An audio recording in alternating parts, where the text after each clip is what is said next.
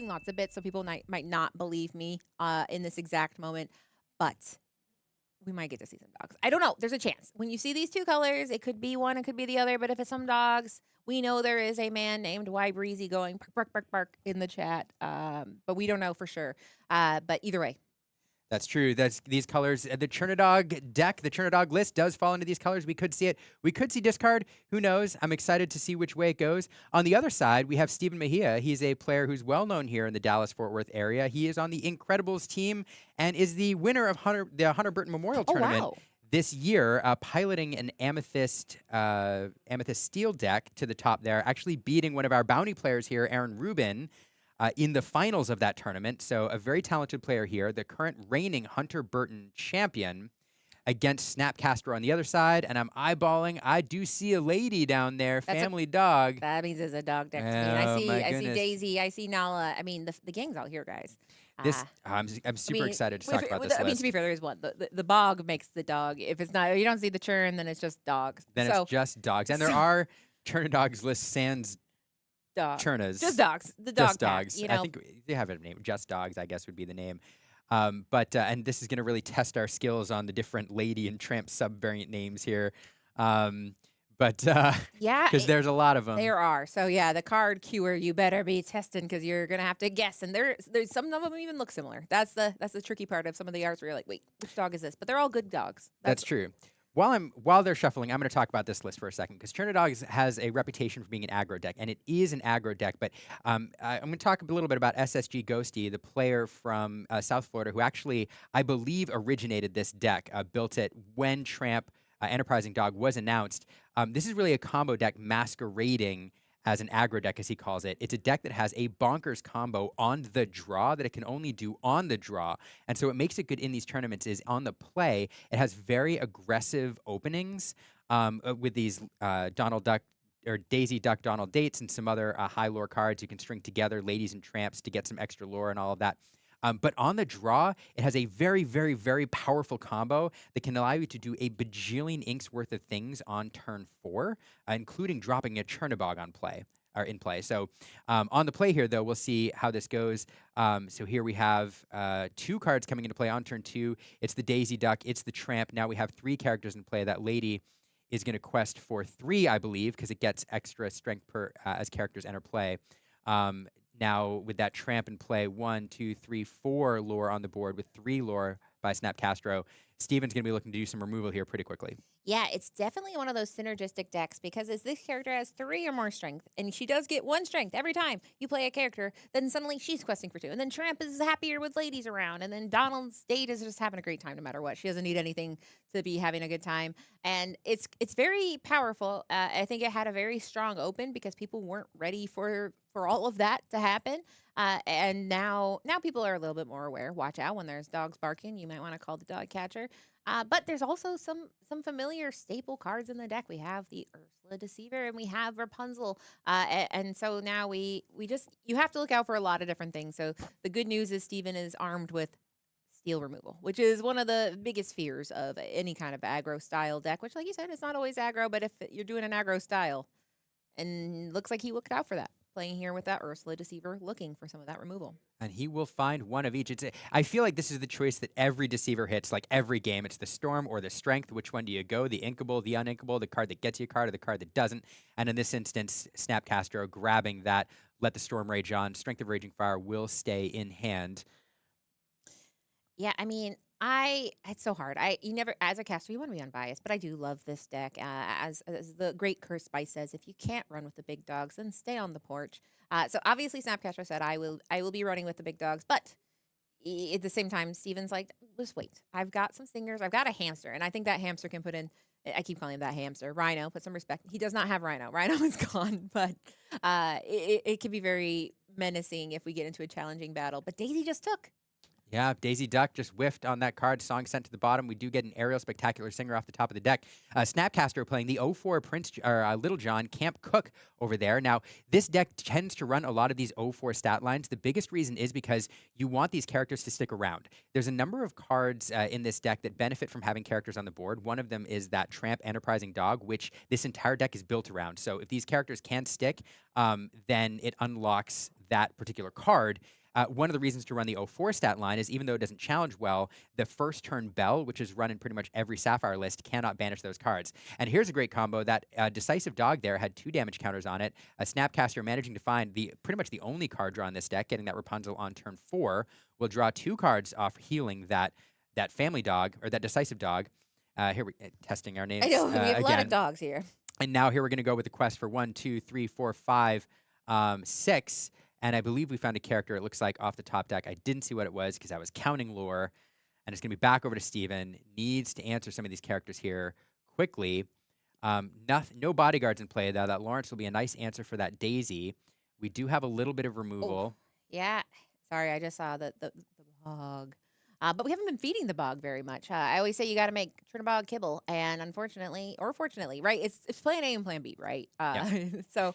And there we go ahead and we see that steel removal. We're working on it. We got a Long King Zeus, but the math is not in his favor.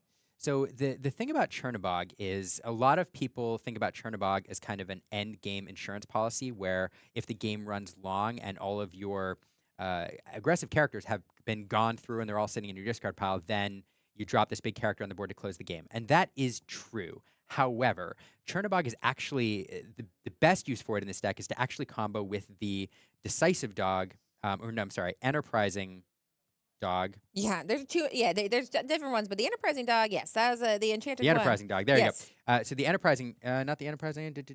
No. I'm getting them confused here. It's the you draw a discard one. There it is. Yes. There we go. The Street Smart Dog. Okay. Yes, and that one had Lady, so a tricky there. Yes, I'm sorry. Yeah, so it does have both of them. So the Street Smart Dog, what this deck is really designed to do, and the combo it wants to execute on turn 4, is get a lot of characters into play, then play the Street Smart Dog to draw a card for every character you have in play, dump that many cards into the discard pile, which will pretty much be all characters. And then you can play the Chernabog for free. So you do not need to grind through all of the characters on board in order to unlock that Chernadog. You're trying to hit that combo to fill up your discard pile with a whole bunch of discards and then to play that Chernabog for free. Now, back on Snapcaster side, we did get a little bit of a tempo play there, getting that Cloud Kicker in play, bouncing a character back to Stephen Mejia's hand. And Stephen just not able to use enough removal to really deal with the board here. We'll banish that Prince John. The benefit there is you don't put any damage on the Lawrence, so it still has that 4 strength for next turn. There we have Power Hamster coming down. And we do have some removal. We can sing some songs. Can we do enough? I don't think so, Katie, because we can only remove 1 more character. Well, I think you can put in just a little bit of last show in here, but no, I mean, I think what we talk about in these decks is value, and look how much was done here with 4 ink. I think that's something very, very powerful about these decks, and one of the reasons that it was hard for me to switch from playing Amber Steel to Sapphire is because I'm like, you only need 4 ink, and that's all you really need to do with some of these games. But Snapcastro and Steven said, we can play a whole game. I can get to 20, and I only need 4 ink and some dogs. Yeah, and on the play there, just, I mean, really, really fast opening. It is an aggressive deck. But now I'm really excited for this. So I want to see if this combo will go off because what this deck is trying to do on the draw. And the reason it only works on the draw is because you need a certain number of cards to execute it, and you only have the appropriate number of cards to do that on the draw. You're dropping several characters on turns 1, 2, and 3, and on turn 4, because of all of the characters you managed to put into play with the ladies and everything else, you can play that Street Smart Dog for very low cost. Once that comes into play, you play the next one. You play it, I think, for 3. I can't math it properly. But the bottom line is on turn 4, you're hitting 2 Street Smart Dogs, followed by a Chernabog, and just completely blowing up the board on the draw. And I talked to SSG Ghosty, like, how often do you actually get this combo to go off on the draw? And he said actually about 30 to 40% of the time he can pull this off. And again, that's one of the reasons that this deck is so good in this format is it's an aggressive deck on the play. It goes very, very fast, but it has a really good play line on the draw as well. And oftentimes aggro decks, you know, the wins on the play are, I don't want to say they're free, but they're a lot easier. They're a higher percentage. But then on the draw, they struggle. And so if you lose the die roll and you have to win twice on the draw, or at least once on the draw, it's a challenge. But this deck does have an answer on the draw, which is why people love it. Yeah, I mean, I think I think any deck that has a cute name, that's also that helps. I think what you said was good, but the cute name helps. Did you originate the name Chernodog? There's no way. I can't. No. I mean, I think like Lorthel, maybe I was there when it was born, but I think I helped. I think made it. I said it was such enthusiasm.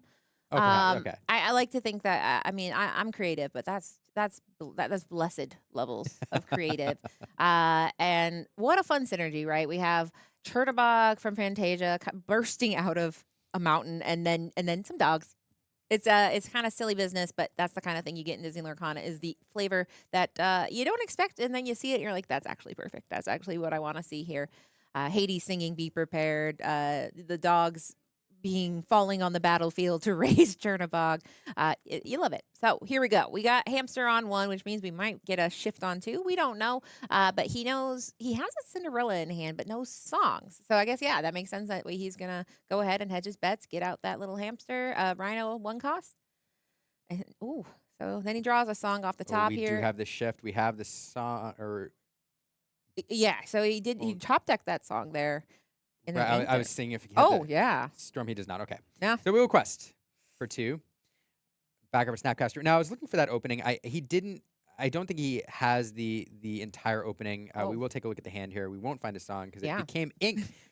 Steven smartly sending that to his inkwell prior to being picked by the Deceiver. A little chuckle from him. Yeah, he did the like Katie notices, which always feels good. I had that song. It is now ink.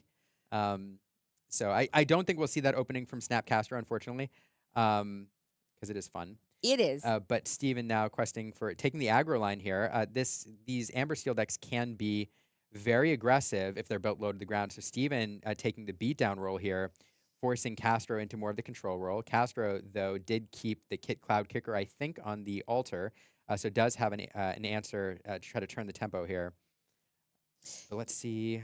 Yeah, it's difficult in this position because ultimately, now that we have that hamster online, he can roll over many of the characters that are run in Snapcastro's deck. So yeah, like you mentioned, I mean, he's kind of got a lot of answers. I mean, he has 3 different problems. Meanwhile, we're watching Snapcastro say, okay, well, I've got to get some problems. So we see a lady and she brings a friend. And what a better friend than bringing in Tramp, the enterprising dog. We're going to get it, guys. I promise. There's a lot of dogs here. But I'm 99% sure that's the enterprising one. Oh, there we go. So, and then, no, we were talking about there's not a lot of damage-based, or there's not a lot of removal in this deck. There's barely any. There's not, sometimes you run the Tramp shift, but not often. Again, the SSG Ghosty, the person who I think is famous for this list, doesn't run the shift Tramp usually. So there's just not a lot of removal here, but one of the ways you can remove things is to use Tramp to add strength to Lady. Lady, of course, it's a great combo. They're made to work together, and getting enough there to overcome the resist of that Rhino. So that huge play there, getting that Rhino off the board. But we're followed by double Smees. The Smees are traveling in 3s today. Yeah. All Smees on the board, a bunch of Smees on the board. This is a really aggressive line here from Steven. It's going to force Snapcastro to keep challenging in, which is not what he wants to be doing. He wants to be questing. And Smee is going to go off for a quest here, taking a damage. Oh, no. Smee's going to banish the Ursula, taking a damage there at the end of turn and on the challenge. So a little bit of board control there. Yeah. But it's aggressive. Keeping clean. Steven. Yeah, he says, you know what, why not? And it kind of sets up like that presumptuous Rapunzel trap where it's like, worst case scenario, I lead one of your dogs into the Smee. Other case scenario is maybe have a Rapunzel and I get to draw 2 cards. So it's kind of you pick whatever you want to do there. In this case, we're going to just keep playing our cards here. Daisy doesn't hurt. But yeah, that Smee is so menacing. And I will say yesterday, I mentioned to my husband, I only made Liam cringe once, and it's when I said 3 for 3 genies. But 3 Smees is just 3s. So that's the good news, is I won't make you cringe on that one. But we go ahead and we see a challenge and Daisy. So that wasn't a huge turn, but Steven still has pretty nice board presence, and we just have to see.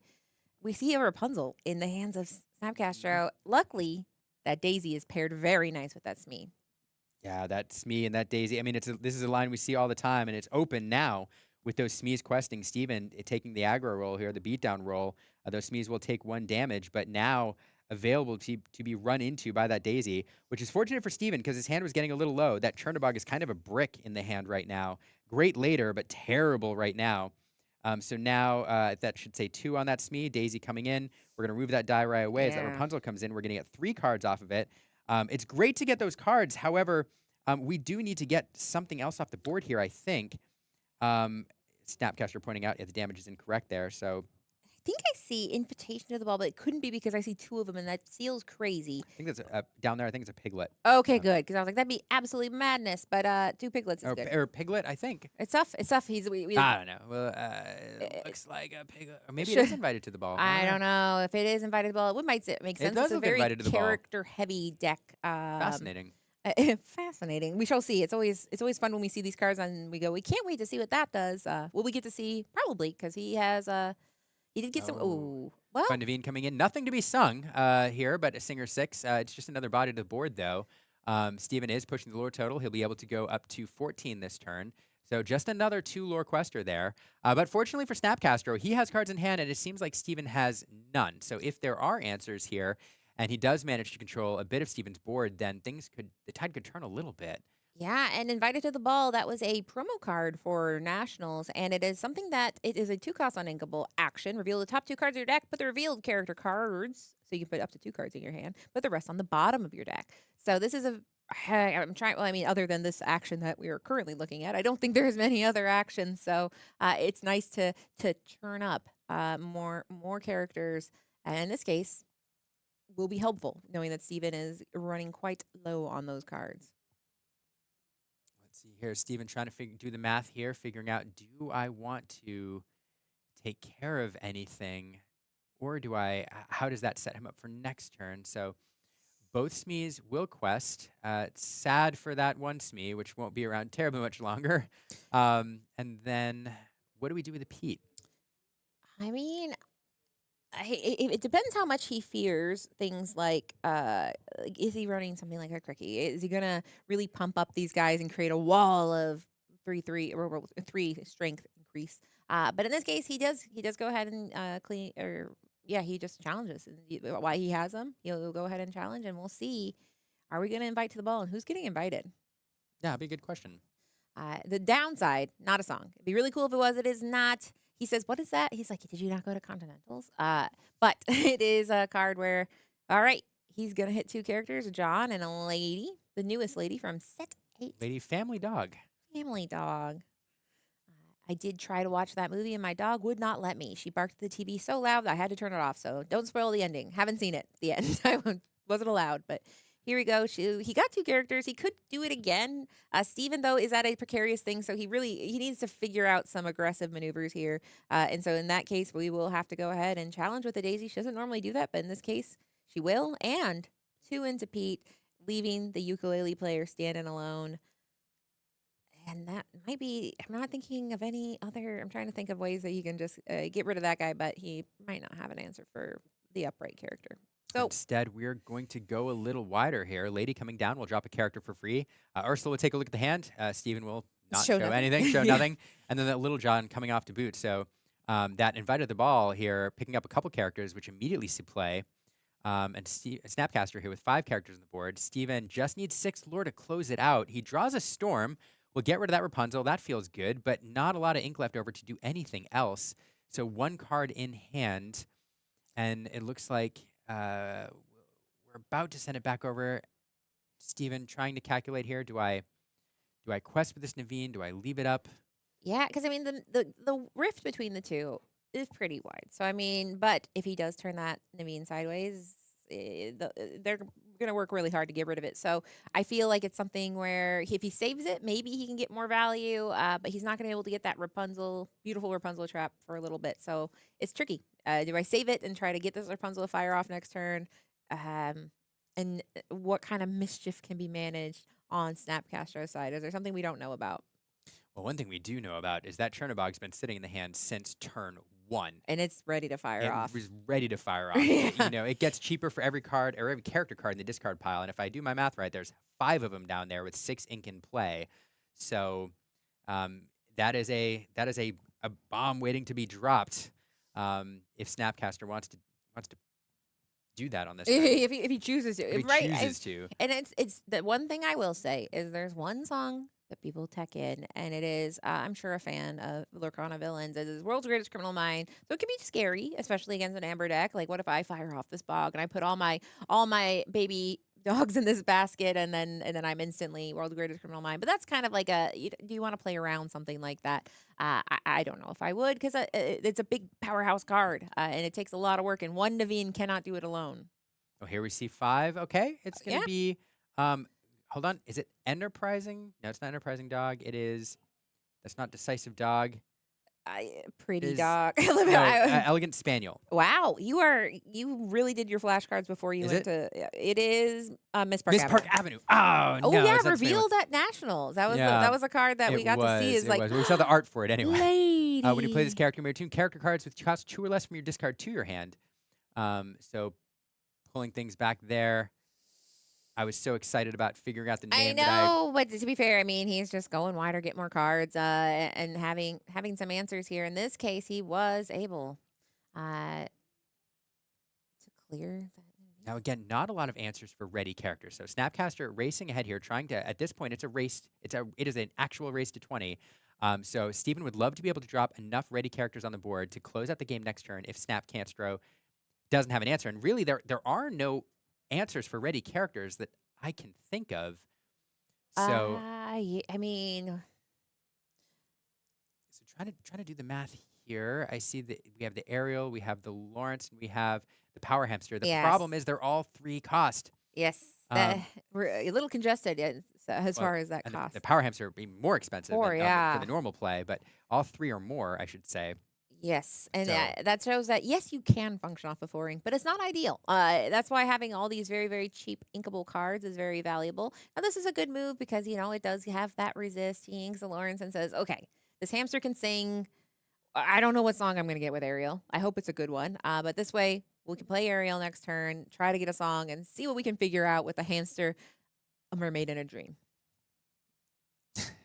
That's It'd be a pretty good dream. yeah, it's a big one. But let's see. So 1, 2, 3, 4, 5, 6, 7, 8, 9. Lawrence, Snapcaster side of the board. We will get you invited to the ball. Find that Clarabelle, the medium-sized Clarabelle, and another lady. And Yeah, I mean, the math is absolutely not in Steven's favor. This is a man doing like, okay, I'm not a mathematician, which is always at this point I go, it would be nice if they had some Sleepy's flute, but no one does that, and that's okay. So here we go. We've got a hamster. We got 17 more here. He doesn't even need a Chernabog.